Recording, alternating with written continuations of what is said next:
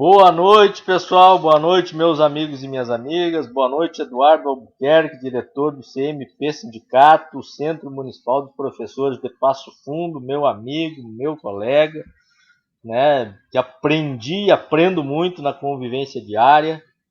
Boa noite, Geise. Boa noite. A Geise é a nossa, ela lê os comentários para nós, tá, Eduardo? É a nossa Tá comentarista oficial. A minha mãe está aqui do meu lado. Boa noite. Boa noite. Boa noite, mãe. E boa noite, então, mais uma vez, meu caro Eduardo. Como é que tá? Boa noite, Alisson. Quero dizer que, olha, estou bem dentro do contexto que a gente está vivendo, estou bem. Quero dizer, assim, que é um prazer enorme estar aqui contigo. Eu acompanho as tuas lives aí e pensava comigo, né? Eu tenho que fazer uma fala com o Alisson lá. Mas, obviamente, né, que, digamos assim, a modéstia, assim, me conteve, né? Vou esperar, uma hora dessa ele me convida. E eu estou muito, assim, honrado de conversar contigo aqui, porque eu devolvo isso. Vamos fazer uma rasgação de seda aqui. Te admiro muito, acho que você é um grande profissional, um político da maior qualidade. Soledade, tem o privilégio de ter um cara como você aí, teve o privilégio de ter um candidato como você. Então, para mim é um privilégio estar aqui e poder, humildemente aí, vamos ver se eu consigo te ajudar nessas questões. Muito obrigado, Eduardo. Muito obrigado pelas palavras aí. E o pessoal que não sabe, nós somos colega de aula, né? Na Faculdade de Direito, e o Eduardo me colocou no movimento estudantil, né? Ele chegou, chegou para mim. Ele chegou para mim e disse, ó, vai lá, vai que é tua lá, tu tem que assumir aí o centro acadêmico da Soledade e tal. E na época era um centro, já existia um centro ali da Faculdade de Contábeis, né? E Isso. aí nós acabamos fundando o centro acadêmico que existe hoje ali. O Felipe Souza foi meu vice e tal.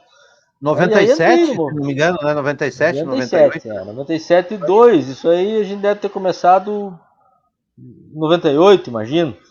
Né? No segundo semestre nosso ali. Exatamente. Né? Nós entramos no segundo semestre de 97. Mas enfim, foi uma boa experiência, me engrandeceu bastante.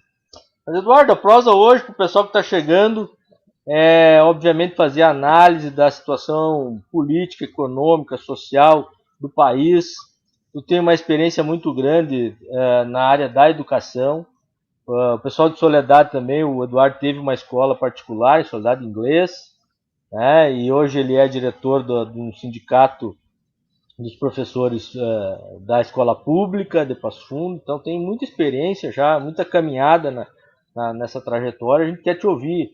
Claro, da política geral, como é que tu vê a questão da pandemia, da economia, a nossa vida, né? Nós estávamos falando um pouco fora do ar, que essa é uma experiência jamais vivida, né? Inclusive, se a gente teve, por exemplo, a pandemia de gripe espanhola em 18, a vida em 1918 não era como é hoje, né?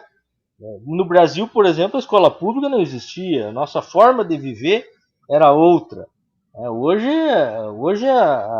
mexe com toda a sociedade. Não tinha internet, né? Oi?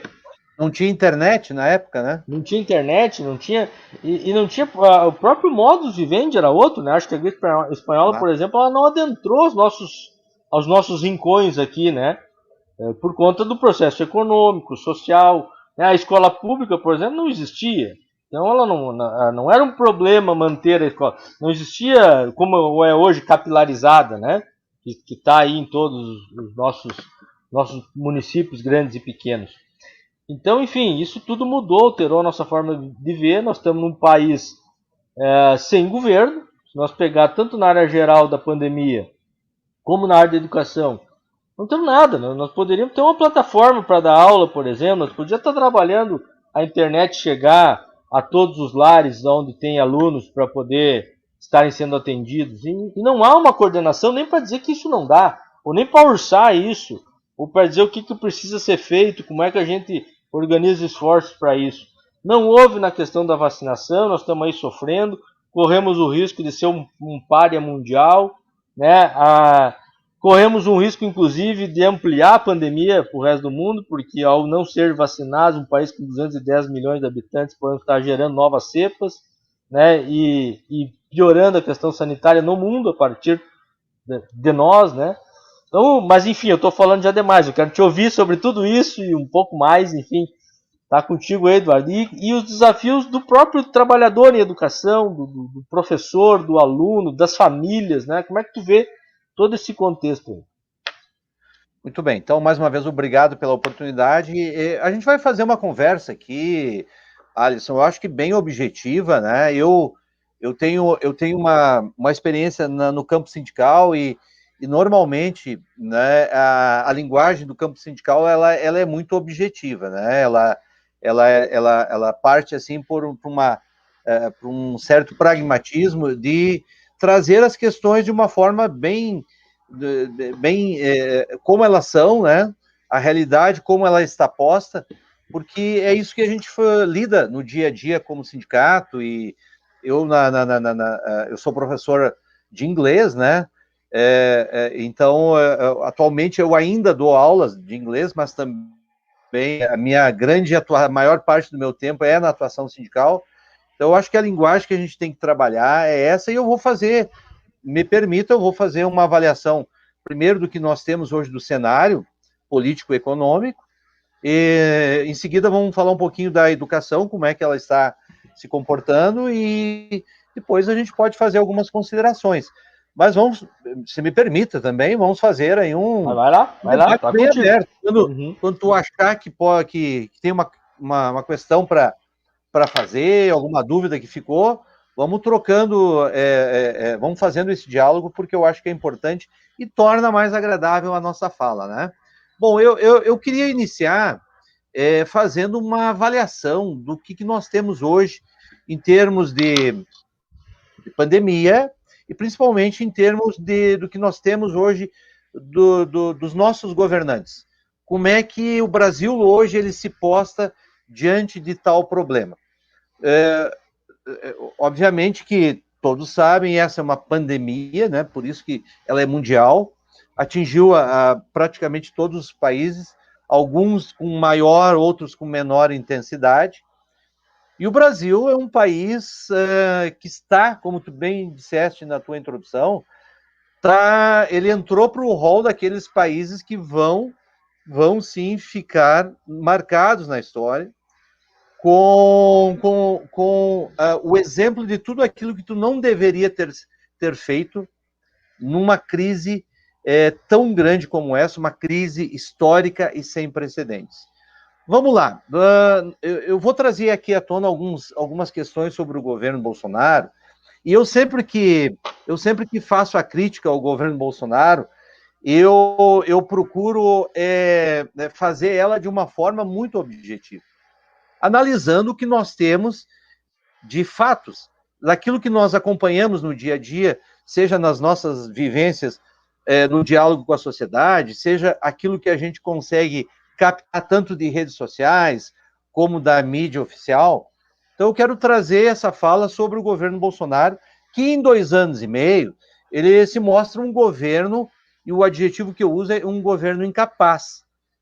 Mas ele não é um incapaz ofensivo com algum tipo de tentativa de diminuí-lo, sob o outro aspecto, que senão a falta mesmo de capacidade de resolver e responder questões.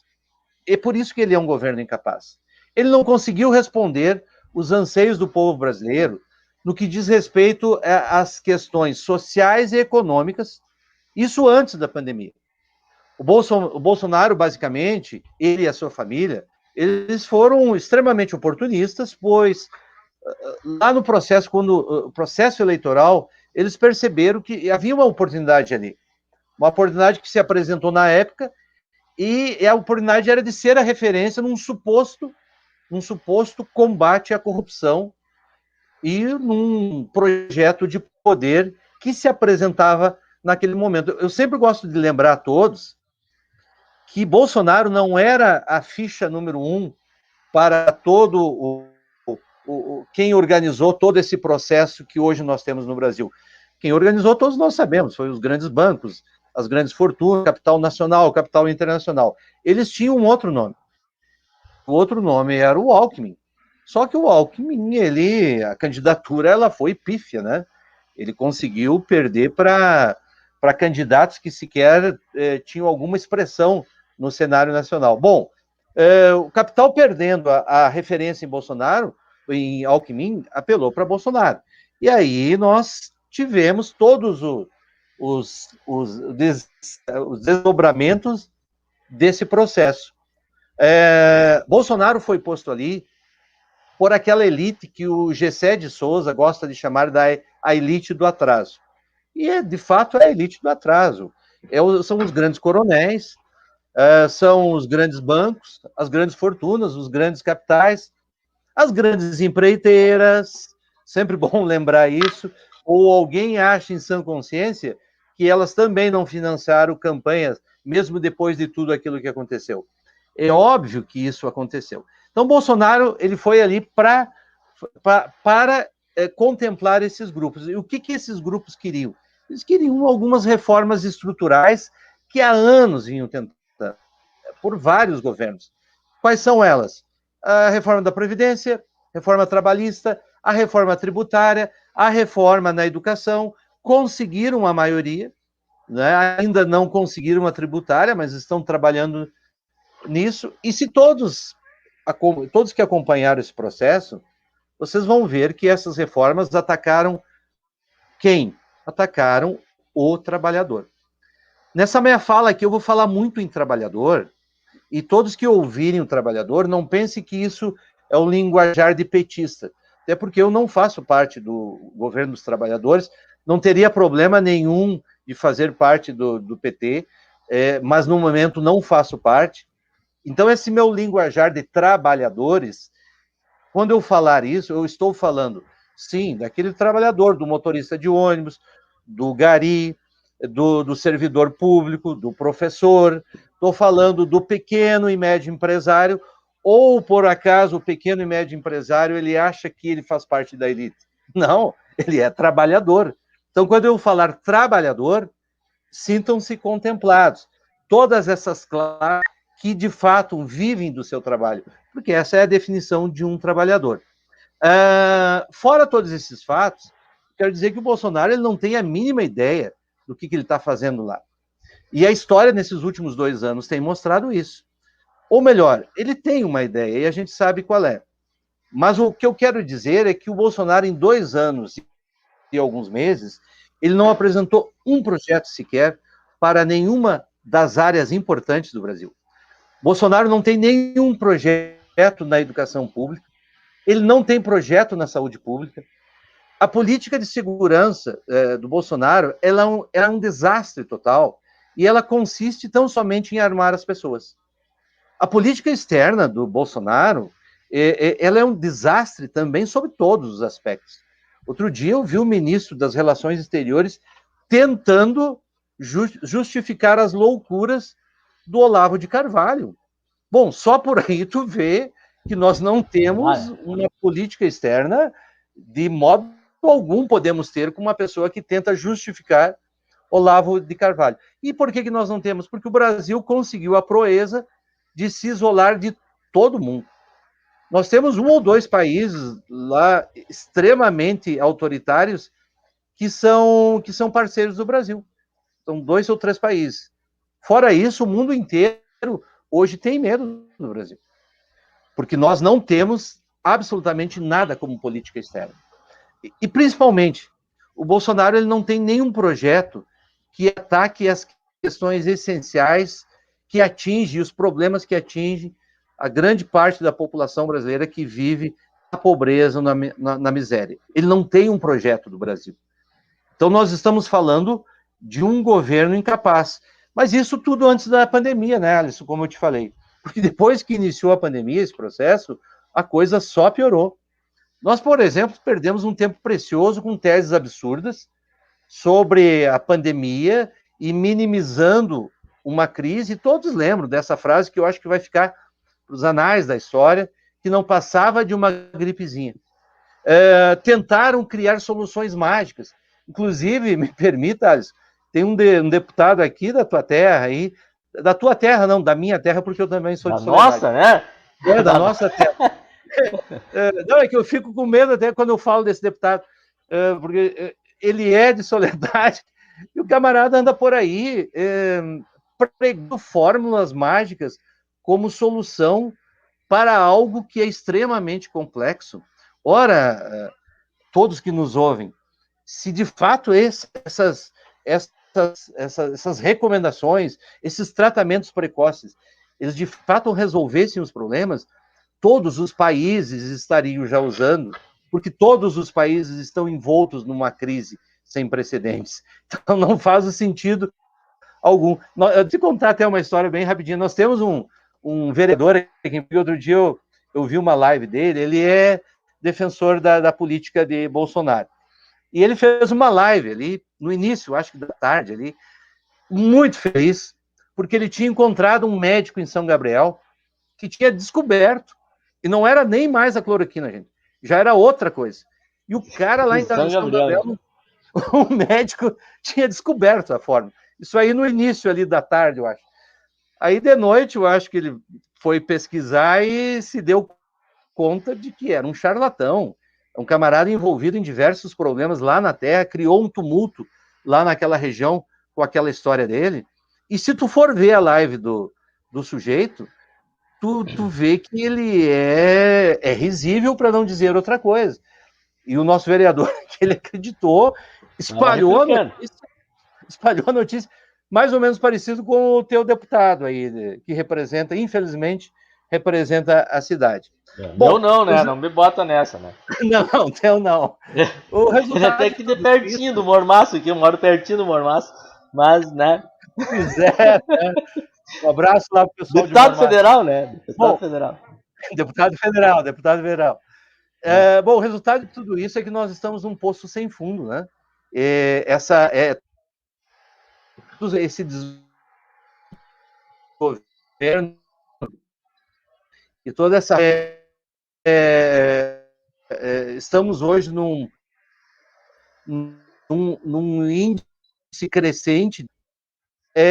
Não temos ainda. Agora, se vocês acompanharam, 3 dias atrás, o presidente, o senador, o presidente do Senado, o presidente da Câmara e o presidente do Supremo se reuniram e fizeram uma fala em conjunto da união que se deve ter no enfrentamento da crise através da vacinação, etc, etc, etc. Agora, 3 dias atrás, uma fala que deveria ter sido feita há 1 ano atrás. E esse atraso custou mais de 200 mil vidas. Esse atraso do governo Bolsonaro custou mais de 200 mil vidas, e não sou eu que digo isso, são especialistas na área que trazem essa fala. Bom, como nós não tivemos liderança, né, e como Bolsonaro, oportunista, como sempre, ludibriou boa parte da classe trabalhadora com esse discurso pseudo-moralista, só que esse discurso ele veio de uma forma vazia, ele não criou soluções. Ele não criou soluções que estavam sendo experimentadas em países decentes. E soluções as quais esses países trilharam e conseguiram resultados. E conseguiram avançar no combate à crise.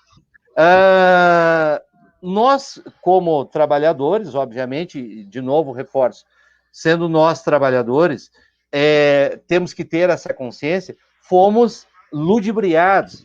E mesmo o senhor, que é um trabalhador que apoia Bolsonaro, o senhor foi enganado, mais uma vez, pelo presidente. Ali na frente, o senhor vai se dar conta. Talvez fique chateado comigo agora de fazer essa crítica tão contundente, mas dê tempo ao tempo. Quem viveu a era Collor, né, Alisson? Lembra lá dos nossos tempos, lá da faculdade, os nossos embates, que em 97 ainda tínhamos sobre o Collor? O que terminou a história de Collor? É o mesmo destino que se reserva à história de Bolsonaro, que não conseguiu, no momento mais crítico da nossa sociedade, dar as respostas, e eram respostas simples. Era só dizer assim, nós vamos trabalhar em cima da vacinação, nossa prioridade é saúde, nós vamos trabalhar com a ideia de que, preservando as pessoas através de uma vacina, o quanto antes ela for descoberta, As questões econômicas por si só vão se resolver. A solução da economia será a vacinação. E quem diz isso não é o Eduardo, um sindicalista. Quem disse isso desde o início foi nada mais, nada menos que Paulo Guedes, o ministro da Economia de Bolsonaro. Porque era o óbvio do óbvio. Então, nós estamos hoje numa situação crítica, né? Você citou muito bem. Muitas vezes as pessoas nos perguntam, nós, como representante de professores, o mesmo professor de sala de aula, ou nos diálogos que nós temos, nos vem com questionamentos sobre determinadas questões, sobre soluções. Ora, meus caros, nós estamos vivenciando a maior crise que o mundo já... Eu não ousaria dizer a maior crise, talvez nós tenhamos tido, mas talvez tenha sido a mais contundente em termos de reflexos sociais, políticos e econômicos. Nós tivemos gerações que passaram por problemas semelhantes, mas essas gerações tinham, como tu bem falou, a crise espanhola, a gripe espanhola no início do século XX, ela tinha um outro contexto de sociedade, uma outra organização de sociedade. E essa crise ela reverberou em vários setores, inclusive num setor no qual eu vivencio, né? Que é o setor da educação. A educação, sim, eu posso afirmar com toda certeza, desde que o homem começou a caminhar pela Terra, a educação, seja ela como foi constituída até hoje, ela nunca passou por uma situação dessa. Por isso que muitas perguntas não têm a resposta, porque não existe nos livros. Não adianta eu digitar no Google aqui e perguntar o que eu faço agora com o pessoal lá da escola que quer trabalhar mas não pode por causa da saúde. Isso não vai existir na bibliografia, não vai existir na literatura, não existe no teu computador essas respostas, porque é algo inédito, é algo que nem doutores, nem sindicalistas, muito menos o cidadão comum que vivencia isso, consegue dar conta para essa solução. Mas nós temos coisas que podem ser feitas, e essa foi a grande falha do governo Bolsonaro, de não querer fazer o mínimo para que essa crise não tomasse as proporções que tomou. Esse processo da pandemia, ela teve um grande problema na educação, porque ela escancarou a nossa educação dualista, né? Aquele dualismo que nós temos já estudado da escola do rico e a escola do pobre. Ora, o que aconteceu? A escola o aluno é aquele que frequenta a escola particular, bem mais organizada, bem mais estruturada. O próprio aluno tem na sua casa um notebook, tem uma internet de qualidade, tem um local na sua casa onde ele pode tranquilamente fazer as suas aulas.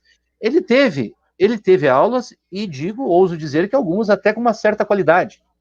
Ele teve perdas, obviamente, porque nada substitui esse contato, né, do professor e aluno, nada substitui, mas ele conseguiu, de certa forma, dar conta de alguns processos.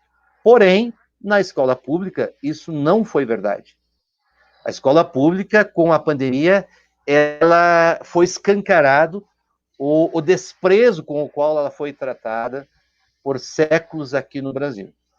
E esse desprezo, ele acabou prejudicando alunos que ou não têm internet, ou não têm computador, ou não têm computador e internet, ou não têm uma sala decente na sua casa para fazer essas atividades, ou se tem um aparelho, um computador, ele é dividido com o pai, com a mãe, com os outros irmãos.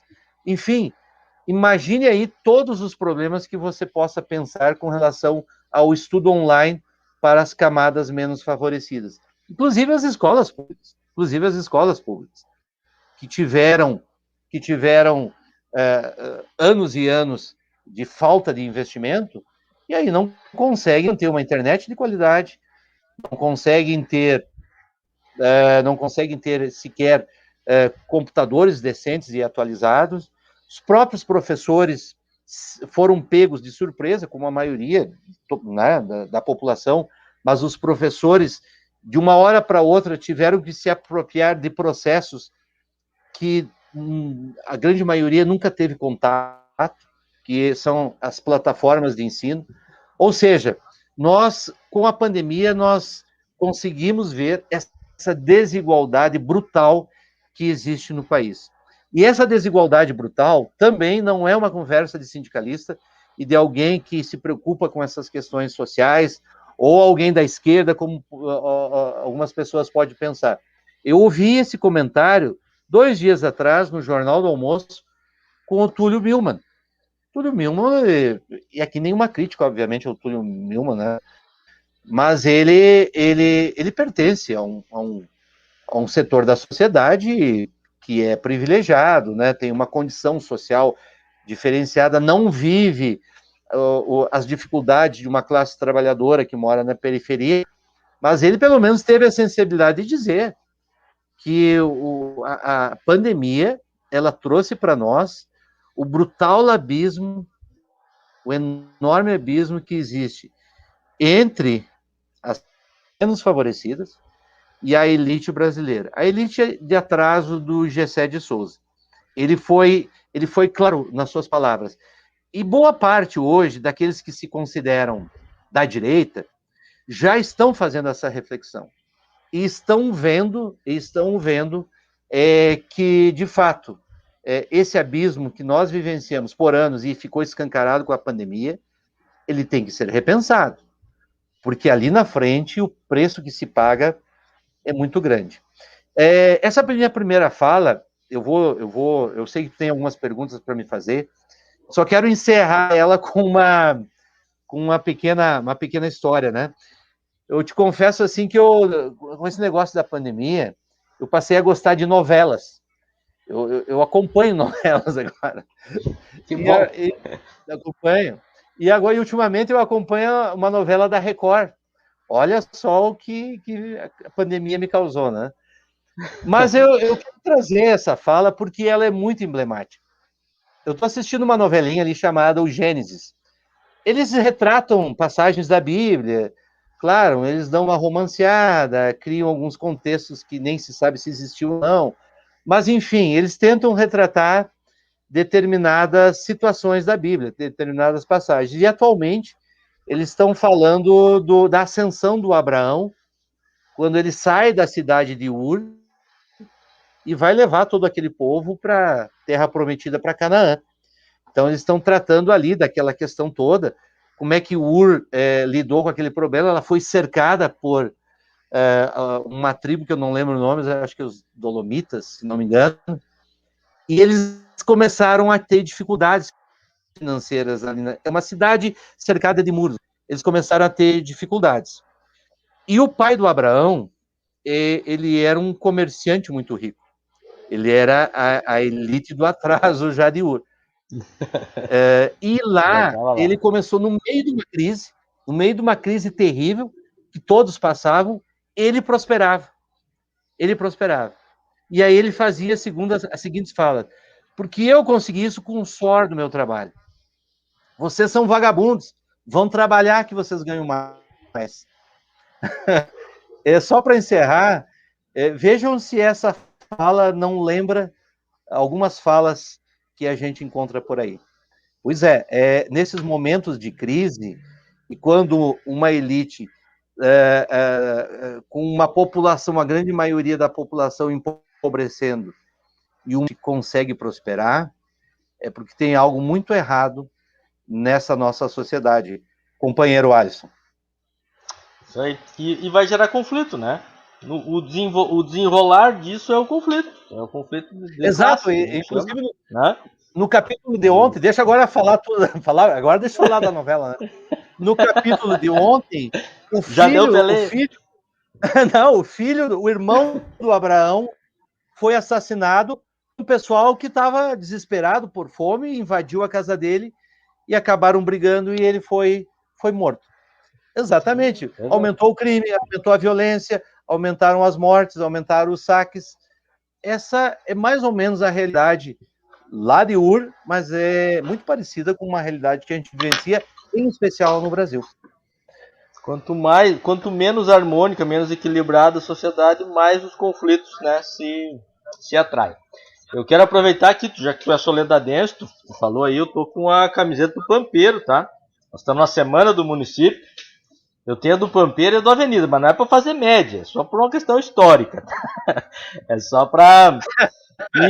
Mas é do Pampeiro ou do Avenida? Não tem como ser o Não, eu sou avenidense mais por uma questão de raiz, né? Mas é que a camiseta do Pampeiro que eu tô é muito bonita, cara. Ela é, nossa, olha só. Tem um bordado, linda, tem um troço. É diferenciado, mas eu tenho a do Periquito ali também. Né? Cumprimentar o pessoal, né, Geise? Que estão aí. Compartilhar, curtir, compartilhar, levar mais longe a nossa mensagem. Estamos com um convidado especialíssimo aqui. Né? Um conhecimento grande, importante a gente levar a mensagem. Agradecer ao portal Soledade News, que também compartilhou. Ao Jornal Informativo Regional, que está transmitindo direto na página. O portal Fortaleza dos Valos também está compartilhando. Então vai chegando longe a nossa mensagem. Cumprimentar o pessoal de Fontoura Xavier, que nós temos uma reunião lá para a constituição do Sindicato Municipal dos Professores de Fontoura Xavier. O Eduardo, inclusive, teve reunião com eles hoje. Tem uma situação gravíssima lá de autoritarismo, Eduardo, tu pôde acompanhar, que já é um pouco reflexo dessas ações a nível nacional, desse descaso, né, desse retrocesso político que nós tivemos, institucional, inclusive, no país, onde os órgãos passaram a ser propriedade, né? Sempre teve os estamentos, né, e aqueles que se apropriaram dos espaços públicos, mas nós vínhamos numa caminhada desde 88 para cá, né, de abertura, de democracia, né, e hoje sopram ventos de autoritarismo aí na região, no país, e não é diferente aí nos nossos municípios. Então, Fontoura, nós tivemos o caso da secretária que ameaçou a população, o secretário de saúde ameaçou, foi notícia nacional, né? Ameaçou as pessoas que discordassem, que questionassem o governo e que iriam para o fim da fila na vacinação, né? E temos esse retrocesso na área da educação, que chegaram a mandar o professor dar aula, e é uma ordem, né, dar aula pela rádio, né, como se isso fosse possível. Ela é uma proposta absolutamente inviável, né? Inclusive porque a rádio não vai querer, né? Age como se fosse dono da própria rádio. O município não é dono da rádio, né? O professor não recebeu treinamento para isso, a rádio não funciona em alguns setores do município. Então, enfim, lá, mas tem gente resistindo lá, o presidente da Câmara, mais 4 vereadores de oposição, a população em si, né, indignada. Acho que é importante nós fazer esse link aqui com Fontoura Xavier, que muitas pessoas estão nos ouvindo aí, né, também lá de Fontoura. Curtam, compartilhem, leve adiante. Tem mais alguém aí para nós cumprimentar, Geizinho? Sim. Gentila Ferronato. Tá aqui. Matheus Demarco. Matheus, nosso presidente. Ele comentou, mas não admitem um projeto de inclusão. São os bolsovírus de sapatênis. Isso é algo incrível, né? Uma coisa que o Eduardo falou, inclusive. É um governo que não apresenta nenhum programa para atender o mínimo. É mesmo na área da segurança, que tem muita gente. Tá, mas qual é o programa? Nós tínhamos o Pronace lá no governo Lula. Podia dizer, não, vamos fazer algo melhor que o Pronace, né? Vai ser melhor, mais abrangente, incluir mais, né? Dar uma formação melhor. Não, mas não tem. Simplesmente a proposta não existe. Na questão da saúde pública, então, é horrível. Já vamos chegar aí nessas confusões, depois eu quero ver com o Eduardo o que ele pensa. Qual o impacto dessa confusão? Por exemplo, cloroquina com a pandemia e mais o não isolamento. Como é que a gente dimensiona isso, não só agora, mas para o futuro, inclusive? Diga mais, gente, quem está aí? Jadir Seben. Quantas famílias destruídas por nós termos um presidente arrogante, que nunca valorizou a vida dos brasileiros? Segundo, para ter um dado, né? Até o Eduardo já deu uma pincelada. O Pedro Halal, né, que era o reitor lá da Universidade Federal de Pelotas, ele disse que de cada 4 mortes, 3 é culpa da má gestão da pandemia, né? Então, nós estamos com 300 mil aí, me ajuda, nós poderíamos estar com, né, com menos de 100 mil, né? Já seria bastante, mas seriam 200 mil vidas poupadas. Exato. O Matheus Demarco, saudações fraternas e socialistas aos companheiros e companheiras, aos companheiros Eduardo e ao Alisson Ferronato. Muito bem, Leão obrigado, Gonçalves Matheus. nos Ô, mestre Leão acompanhando. tá lá em Erval. Boa noite, boa live, abraço. Ronaldo de Moraes, Ronaldão. Sandra Mara Garcias, Doutora Xavier presente.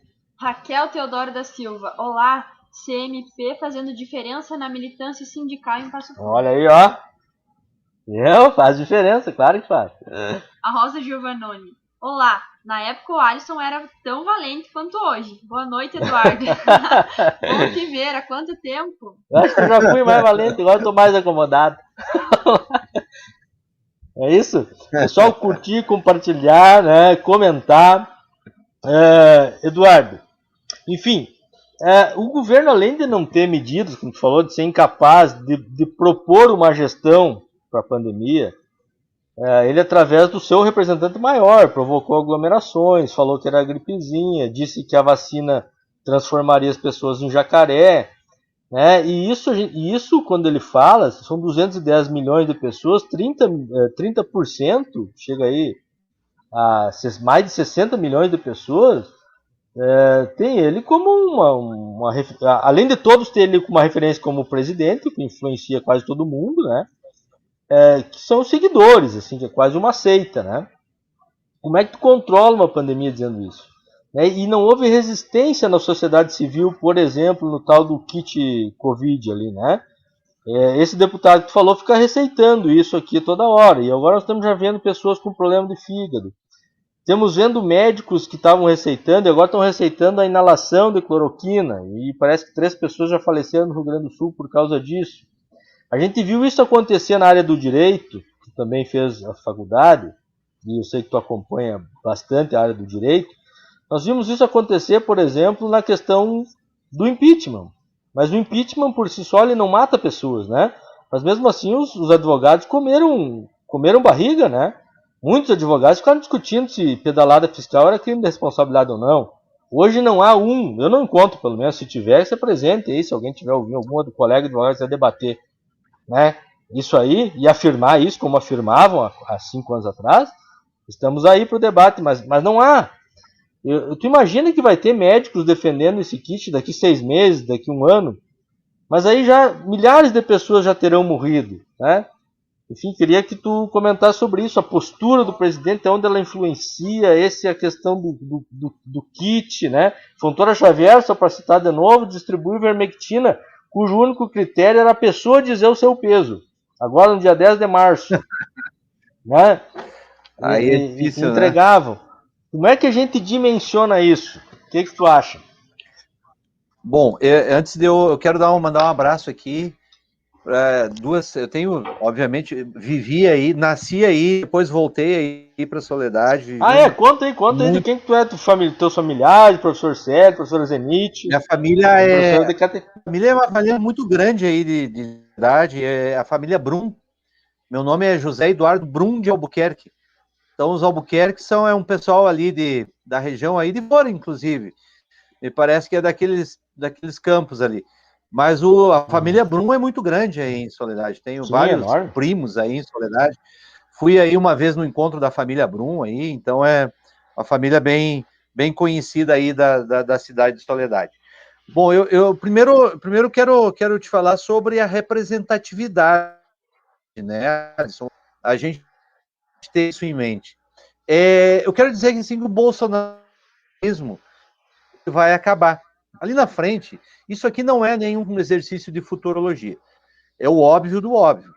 Isso tudo vai acabar, porque o Bolsonaro, ele não é um político consistente que se marcar uma época e continuar enganando por tanto tempo, porque o Bolsonaro ele é um enganador. Ele está enganando um monte de gente. E o que mais me preocupa, ele engana uma parcela muito grande de trabalhadores humildes que caíram nesse conto do falso moralismo que ele prega e foram envolvidos nessas questões mais fundamentalistas, e esse trabalhador me preocupa muito, porque ele está pagando um preço muito caro com essas reformas que foram feitas, encobertas por esse discurso de anticorrupção, e essa coisa toda está se provando agora não ser verdade. Mas o que eu quero dizer, ainda assim, a imagem do presidente, seja ele pífio como é o Bolsonaro, ele influencia as Lá pessoas na página. para o bem ou para o mal. Muitas pessoas, obviamente, que o seguem ainda acreditam nas histórias contadas pelo presidente. Nessa questão da reatividade, e no tu acreditar numa retórica e numa construção de uma narrativa, eu gostaria de eximir o povo trabalhador mais humilde que não teve acesso a uma educação formal e que muitas vezes ele é, sim, envolvido por essas falas, perdoe a redundância, as falas falaciosas e que o levam a combater a ele mesmo. Nós chegamos a esse ponto com a classe trabalhadora brasileira. Ela combate ela mesma. Quantos trabalhadores nós vimos apoiando a reforma da Previdência? Mas, pessoal, a reforma da Previdência, como ela foi posta, tu vai ter que trabalhar mais 15 anos, 20 anos. Muitos de vocês não vão conseguir se aposentar. Quantos trabalhadores caíram no engodo do empreendedorismo? Que a moda, que o bom não era mais ter um vínculo com a tua empresa, era você ser livre para você empreender. E aí agora nós temos uma legião de 50 milhões de autônomos que numa crise como essa ficaram desabrigados por um governo que levou eles a essa suposta. Então os trabalhadores, eles combateram a ele mesmo com esse canto da sereia que foi criada por Jair Bolsonaro e que levou esses trabalhadores. Mas eu acho que nós temos a obrigação de propor a esses trabalhadores uma opção. Nós temos a obrigação. Agora, eu não excluo da culpa o camarada que é aquele jornalista, e não estou falando mal dos jornalistas, estou falando daquele jornalista que conseguiu acreditar que tudo aquilo, as mentiras que o Bolsonaro contava lá atrás, por favor, vai fazer outra coisa, porque para jornalista tu não serve. Não consigo acreditar, não consigo não confiar a pessoa, ou a pessoa, a minha família, a um advogado que acreditou que aquele processo impeachment era um processo sério. Eu estive aí, tu lembra? Eu estive aí, a gente teve numa palestra em 2018, se não me engano. E a gente falou sobre isso. Aquilo lá não é um impeachment, aquilo lá foi um processo, foi de fato um golpe contra a presidente da República e tinha interesses por. E lembra que a gente elencava os interesses daquela fala que a gente fez ali no campus da UPF? Sim, me lembro. Petróleo, a própria questão da educação, petróleo, da Previdência, o pré-sal. Nisso, a privatização da água, lembra que eu trouxe slides, lei da Coca-Cola, que negociavam com o governo Temer. O que está acontecendo agora aqui no Rio Grande do Sul, privatização da água? Gente, aquilo lá foi um processo de desconstrução do Brasil como nação. E um advogado achar que aquilo lá era um processo sério, um julgamento sério, me desculpe, eu não consigo eximir esses profissionais dessa culpa. E a mesma fala se estende à médica que hoje faz a defesa. Porque ali na frente, eles vão estar envergonhados do que eles estão fazendo. E a história, e cada um tem o seu lugar na história, né, Alisson? Tu tem o seu lugar na história. E ali na frente vai ter aqueles médicos sérios que viram que isso não era a solução, e vai ter aqueles que embarcaram nessa aventura por N razões, algumas mesmo por fanatismo, outras por, não sei dizer exatamente a razão, mas que embarcaram numa aventura. E essa aventura agora, se vocês acompanharam 2 dias atrás, o pronunciamento se sou um médico que embarcou nessa aventura, eu pego ali e me escondo. Porque ele disse o seguinte, não tem tratamento precoce, a solução é a vacina. Bom, o presidente disse isso. Então, o que eu faço agora com o meu diploma? Mandou todo mundo falar o contrário e depois mudou. Mas tu está entendendo do que nós estamos falando no Brasil, da construção de narrativa que levou essas pessoas esclarecidas, e aí eu não vou trazer aqui à tona as razões, que são muitas, mas levou o povo trabalhador a combater a ele mesmo, a tomar medidas, tomar ações contra os seus próprios interesses. Reforma trabalhista, reforma previdenciária, a própria reforma da educação, todas essas reformas que, de alguma forma ou de outra, atacaram o trabalhador. O que eu acredito, Alisson, é que a história ela vai cobrar um preço de todos nós. Todos nós vamos pagar um preço por tudo isso que aconteceu nesse ano no Brasil. Mas eu tenho a consciência tranquila, que desde que começou esse processo, eu procurei ver as coisas, e não só eu, não vou me arvorar aqui, sou o único que conseguiu ver a verdade. Milhares de pessoas viram que, por exemplo, aquele processo da Dilma lá, de impeachment, era uma farsa. Todo mundo sabia, qualquer advogado com um pouquinho de escopo, viu que aquele processo contra o Lula tinha uma série de falhas no processo, falhas no próprio processo civil. Então, nós estamos falando de um momento único no Brasil, uma desconstrução no Brasil, embalada por uma narrativa que alguns acreditaram por falta de condições, né, de fazer essa leitura, e é perdoável isso, e nós que estamos hoje combatendo esse governo, nós temos que ter a coerência de receber de volta esses trabalhadores. Receber de volta, e como é que tu recebe esses trabalhadores de volta? Tu só recebe com eles com um projeto sério de país. Para essa grande população que foi enganada pelo Bolsonaro, por todas essas questões que eu relatei, eles não vão admitir mais um engodo. Eles não vão admitir.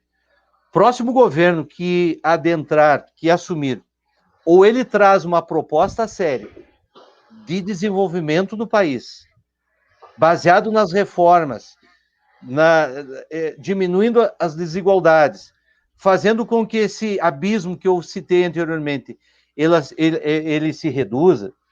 Se esse governo não vier com algo muito consistente em termos de projetos para a saúde, projetos para a educação, projetos para a segurança, projetos para o desenvolvimento da indústria, da economia brasileira, nós vamos ter, sim, problemas muito maiores que estamos tendo hoje com o governo Bolsonaro.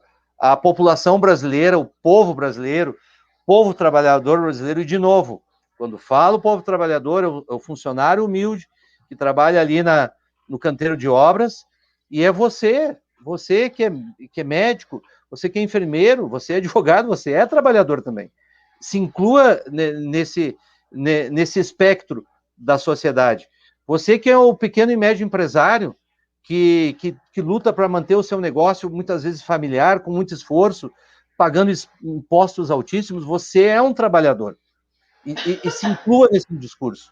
E passe a ver as questões de uma forma mais clara.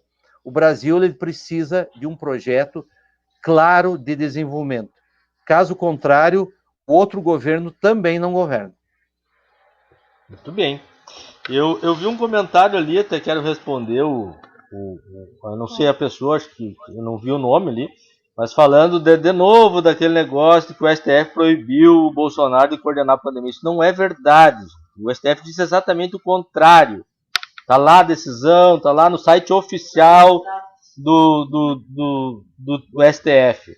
A competência concorrente, ou seja, todos os entes federados, municípios, estados e a União têm que tomar medidas para combate à pandemia. Tá? É isso. E o governo federal, obviamente, por ter o Ministério da Saúde, deveria estar coordenando. E em mais de um ano de pandemia, o que nós vimos foi essa reunião essa semana que o Eduardo falou, e não tivemos uma reunião do Ministério da Saúde com os secretários estaduais, nem virtual. Né? Portanto, não há nenhuma coordenação sobre o enfrentamento, ele deveria estar na frente. Nós ficamos uma semana sem ministro da Saúde. Então, quem quiser defender o Bolsonaro, pelo amor de Deus, tem que sair do grupo do WhatsApp e pegar uma notícia lá no site do TSF, né? Do STF, quer dizer, TSF, do STF, tá ali, tá para todo mundo ver, né? Tá escrito, foi essa a decisão, competência concorrente. Tá? Ou seja, de todos concorrem para combater aquele mal que é a pandemia, todos, prefeitos, porque se o INSS diz, não, o prefeito não tem responsável com a pandemia, e o prefeito continuou fazendo loucura e aglomerando gente. Né? O governador, então, ele disse, todos têm competência para tomar ações pró-vida, para tomarem ações pró-vida e pró-saúde, isso é óbvio, que é o que está na nossa Constituição e a defesa da vida e da saúde. Mas tu falou uma coisa aí sobre mais ligada assim a ciência política, né? Tu disse que o Bolsonaro vai para o esquecimento. Eu Vai. sinceramente eu tenho dúvidas, né? Claro que não dá para comparar o Bolsonaro com nada bom que nós tivemos no país. Nós temos alguns presidentes que são lembrados por coisas boas no país, né? O próprio Getúlio, que tem um Getúlio ditador, mas tem um Getúlio que construiu o que nós chamamos de Estado brasileiro, a própria Petrobras e etc. Tem o Jango, que é lembrado por ter sido golpeado, o próprio Juscelino, que é um presidente que tinha um projeto de desenvolvimento que não era de esquerda, né, mas era desenvolvimentista e não foi aceito, né? E o Bolsonaro está nesse amálgama fascista aí, que me parece que sempre teve uns 15% da população que é fascista, né? Que não gosta da democracia, que estavam no armário desde 88 e que nele se espelham, e ao se espelharem nele chegam nesses 30% da população por conta desse clima político criado de 2016 para cá, que é um clima golpista, de destruir o Estado brasileiro e tal. Mas tu acha que não fica nada disso aí, ou eles ficam fora, ou eles se tornam maioria como eram antes, e Bolsonaro vai para o esquecimento, ou Bolsonaro acaba preso no final? Faz o exercício de ver como é que isso acaba, se fosse uma novela, mas não é uma novela, é um triste drama real que estamos passando.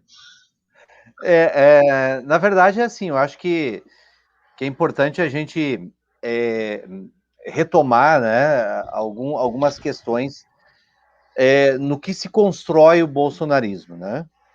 O bolsonarismo, ele tem vários grupos que construíram essa ideia de bolsonarismo. O que eu sempre digo e que eu creio ser verdade é que esses grupos eles sempre existiram, mas de uma forma isolada. Em um dado momento, eles acharam algo em comum que os uniu. Quem são esses grupos? São os militares lá de pijama, né? Os militares saudosistas, né? Esse grupo tem um grupo forte, né? Existe aquele senhor, de uma forma muito, às vezes até pejorativa, chamam o tio do WhatsApp, que é todo aquele tio, aquele parente que tu tem ali na tua casa, já um senhor de uma certa idade, saudosista de uma suposta vida, uma vida bonita, um mundo maravilhoso que vivemos na ditadura, que não é verdade, né? Uma coisa que quem viveu lá sabe exatamente como funcionavam as coisas. Nós temos esse grupo, né, o grupo saudosista. Nós temos aí incluído alguns grupos de uma elite, a elite do atraso. Ela está ainda com o Bolsonaro, com o projeto econômico, porque o projeto econômico dele ainda é interessante para esse grupo muito específico da elite. Mas se tu observar bem, muita gente já desembarcou desse projeto. Inclusive o mercado financeiro, né? Os neoliberais, conhecidos como neoliberais, eles já desembarcaram. Hoje tu tem o MBL batendo violentamente, mais do que eu bati hoje. Né? O Quintagari, ele bate todo dia no Bolsonaro. E é um ultra neoliberal. Nós vimos o Amoedo já desembarcando do projeto. O que eu quero dizer é que o bolsonarismo ele é tão inconsistente, ele não traz nada, absolutamente nada de novo que possa ser lembrado, Alisson. Não existe, tu mesmo lembrou, o Getúlio é lembrado pelo quê? Pelas algumas questões trabalhistas, né? O JK, a questão desenvolvimentista, 50 anos em 5, o Jango pelo golpe, pela resistência, tu pode até elencar, tu pode até lembrar de alguns presidentes, até da época da ditadura, pelo bem e pelo mal, são lembrados. Tu lembra lá até do Collor, a gente lembra, de todas as pataquadas que o Collor fez, ele acaba sendo lembrado. Mas o Bolsonaro, a ideia do bolsonarismo, ela está centrada em absolutamente nada. Porque eu desafio você e qualquer um que está nessa live, me diga o que tu vai lembrar de grande realização do governo Bolsonaro quando ele acabar daqui 1 ano e meio? Ou se não acabar antes. O que tu vai lembrar? O que vai ficar marcante? Essas grosserias que a gente ouvia na televisão, é isso que a gente vai lembrar. O destempero do Bolsonaro, a incapacidade dele de lidar com situações de tensão, o desrespeito que ele mostrava com mulheres, com jornalistas, com pessoas que discordavam dele. Com a dor das pessoas, né? Mas exatamente as falas que ele fez durante a pandemia, desprezando a dor de diversas pessoas, é o que sobrou do governo Bolsonaro. Então, por favor, não tentem fazer do bolsonarismo algo marcante. Ele não existe, na verdade. Ele vai se apagar ali na frente. Mas essas pessoas vão continuar. Os grupos vão continuar existindo. Eles vão ali, vão se dispersar.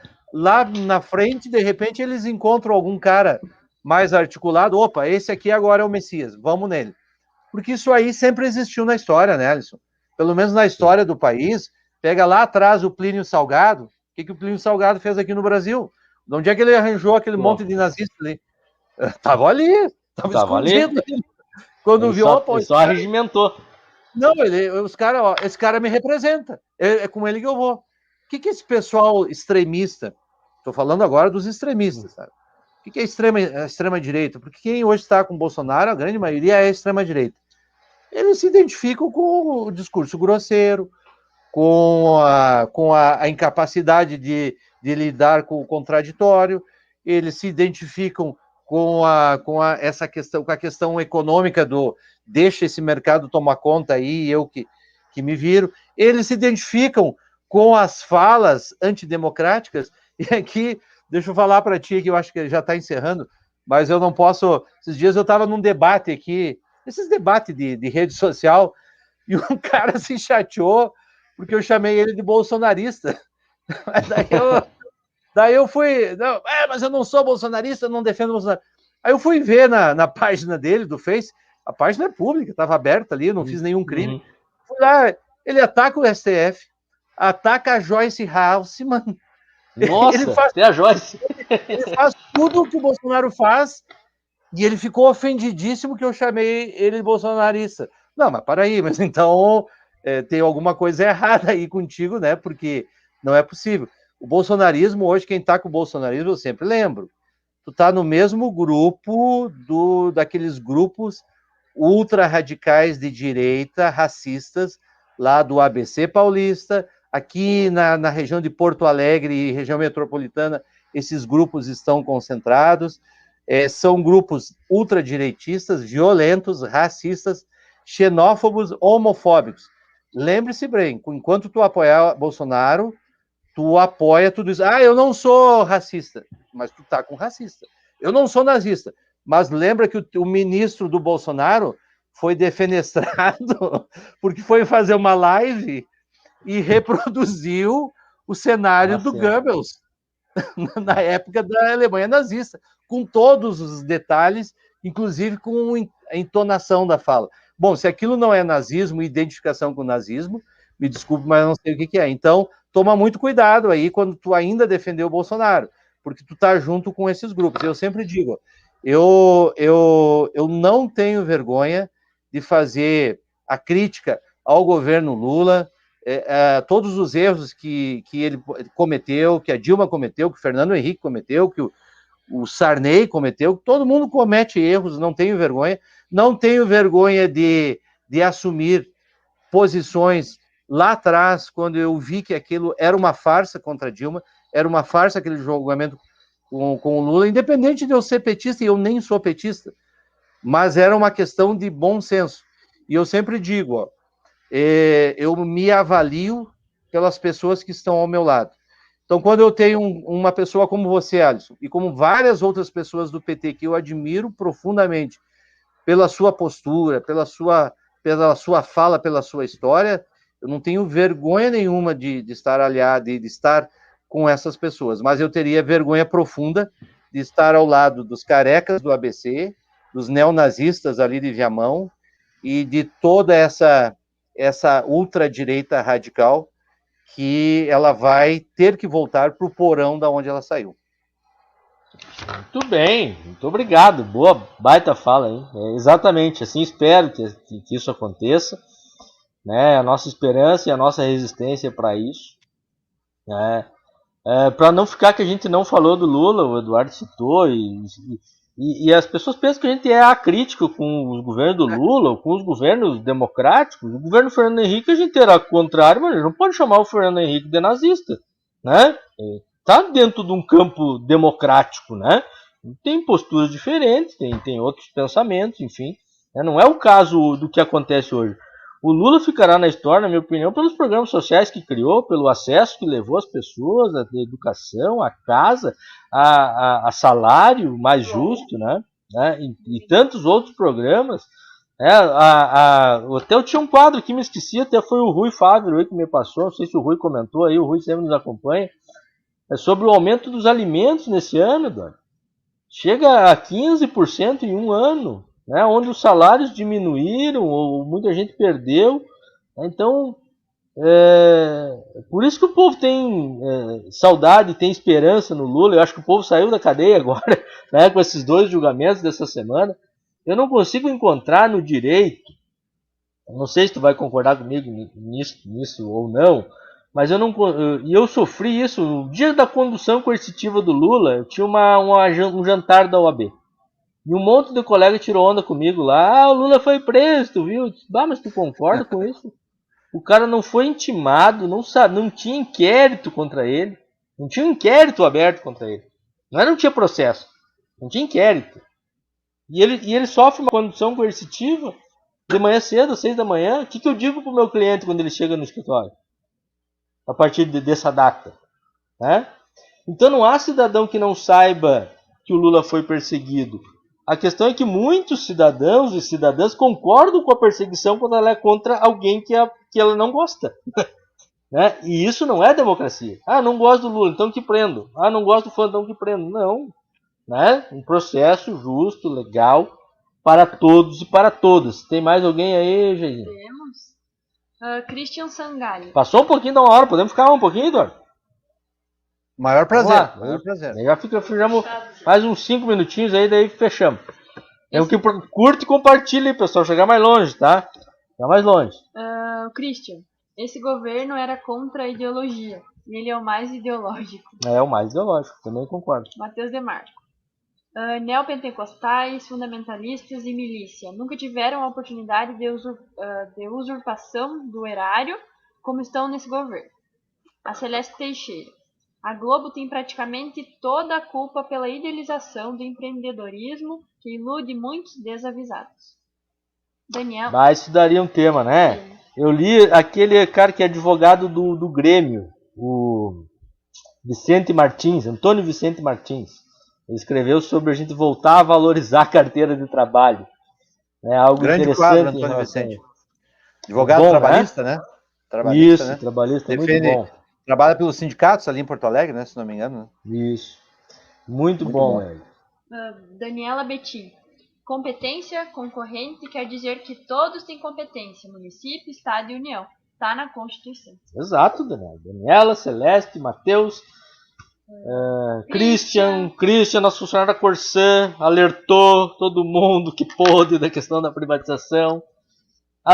O Christian também fez uma baita mobilização que nós participamos, contrária à privatização da 386, sem nenhum critério, sem o povo discutir. E daqui a um pouco vai dar um estrago aqui, Eduardo. Vai ser gente sendo arrancada aí da beira, das margens da BR, vai ser um horror isso aqui. Gente sem entrada vai ficar. Né? Nós aqui temos uma entradinha para entrar aqui para casa.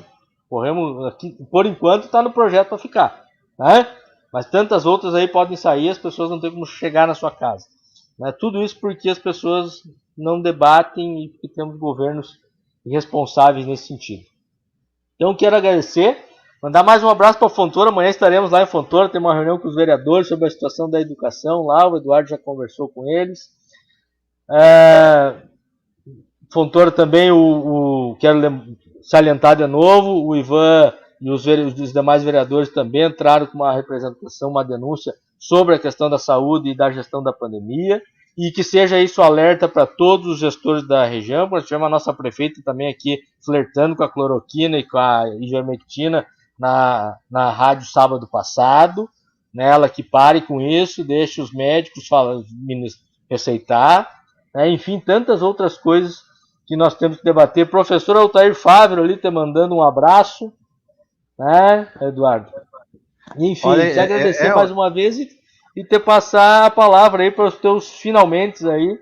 E, enfim, o pessoal curtir, compartilhar aí. Quinta-feira tem mais. Eduardo, faz a tua fala final aí, pode ser? Pode ser sim. Então, eu inicialmente quero agradecer o teu carinho, Alisson, aí, o teu companheirismo de sempre e de anos. Sabe que nossa amizade aí, ela não foi por acaso, né?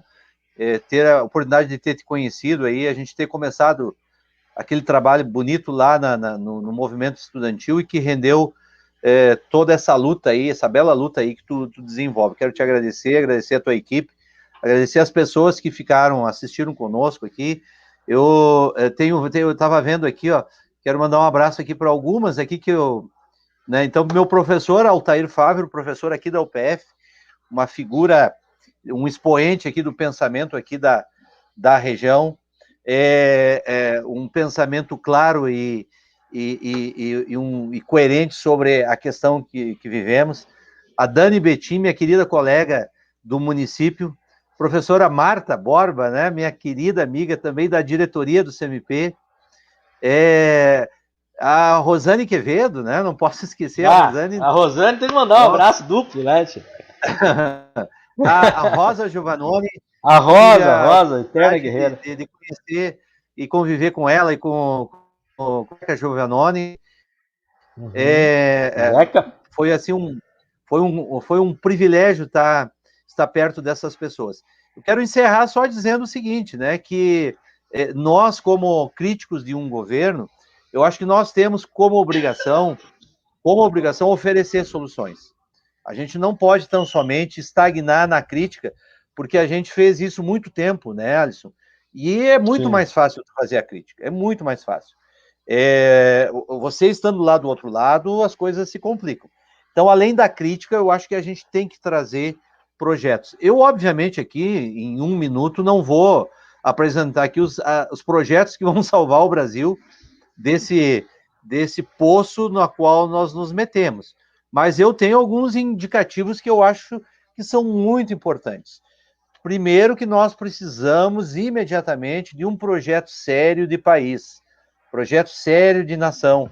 Nós precisamos, sim, resgatar essa ideia de que somos brasileiros, temos que resgatar da mão dos fascistas os nossos símbolos, porque eles se apropriaram como se fossem donos e como se nós não admirássemos os símbolos nacionais que nós temos e que nós cultivamos.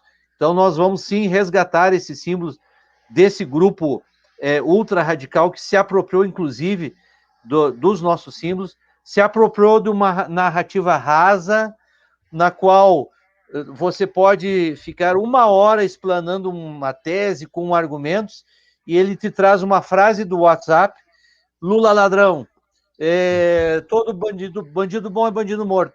E para ele, o debate ele se resume nisso.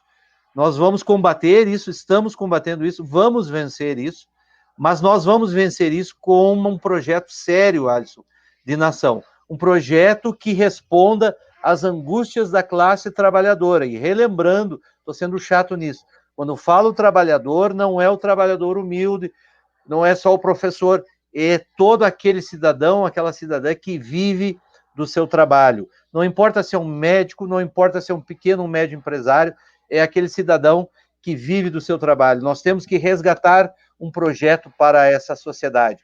Nós temos que fazer as reformas, Alisson, e essas reformas não podem mais ser feitas pelo viés da elite, porque todas as reformas, e aí a crítica que eu faço ao governo passado do Lula, ao governo da Dilma, eles fizeram reformas com o viés de uma elite.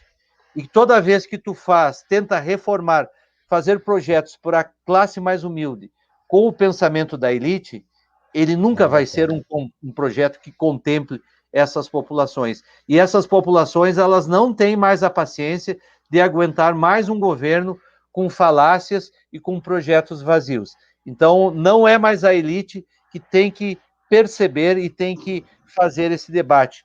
E sim a classe trabalhadora organizada no seu sindicato, na sua associação, nas suas escolas, enfim, aonde ele puder, na sua reunião de bairro, aonde ele puder, ele se organiza e comece a repensar essa sociedade, porque essa sociedade tem que responder a muitas questões, e são questões sérias que vão ali na frente, se não forem respondidas, vão nos colocar numa situação, e pode cobrar isso, 25 de março de 2021, se isso não for feito, de 25 de março de 2024, 25, nós vamos estar numa situação muito mais terrível dessa que nós nos encontramos. Então, agradeço essa oportunidade e fico sempre à disposição de vocês aí, deixo o CMP Sindicato Passo Fundo, é um sindicato forte, atuante, combativo, que protege o seu trabalhador, o seu professor, e por isso que nós temos tanta força e temos a confiança da nossa categoria. Então, um abraço a todos esses colegas que nos acompanharam. Obrigado a todos. Muito bem, obrigado, Eduardo, obrigado mesmo, fiquei muito feliz de poder conversar contigo, obrigado a todos e a todos, curtam, compartilhem, levem adiante a nossa mensagem. Quinta-feira tem mais, tá? Um grande abraço, Eduardo, e a todos e todas que nos acompanharam, tá? Tudo de bom, um bom final de semana, né? Para os de Soledade, um bom feriadão, porque vai ter dia 29, aniversário da nossa querida cidade. Um beijo, Geise. Beijo, Márcio. Boa noite, mãe. Boa Beijo. noite, gente. Boa noite a todos e a todas. Grande abraço.